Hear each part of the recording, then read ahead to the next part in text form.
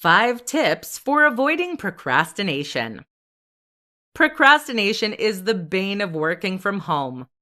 If you're someone who works at home regularly, then you absolutely need to learn to avoid the temptation to spend the first hour and a half doing nothing at all.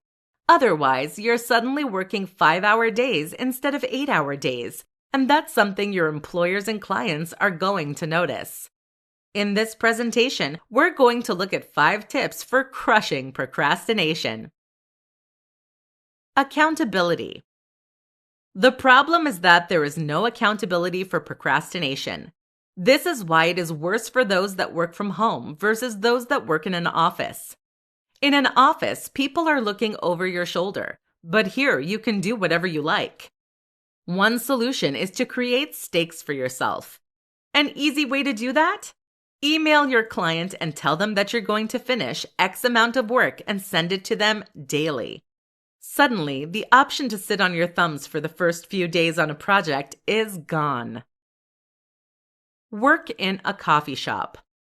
This won't always be possible depending on your circumstances, but when it is, working in a coffee shop or library is a great way to add some social pressure to your day. You can't sit playing Sonic the Hedgehog now because people will think you're odd. Speaking of which, coffee works great too.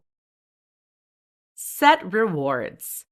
Try setting yourself small rewards for accomplishing set amounts of work each day. For example, if you finish the first 2,000 words of an essay you're writing, only then can you give yourself a cup of coffee. Make the project fun. Often, we put things off simply because we don't want to do them. This is why procrastination tends to rear its ugly head more when we're doing particularly dull and dry tasks. The solution is to find a way to make that task more interesting. For example, you might find a way to gamify it, or you may just find a way to add more creativity to the project. Rest properly. Finally, make sure you have some proper downtime and fun during your time off. Often we procrastinate because there are other things we want to do. If you never have time to play video games, read books, or browse Facebook, then that will start creeping into your work.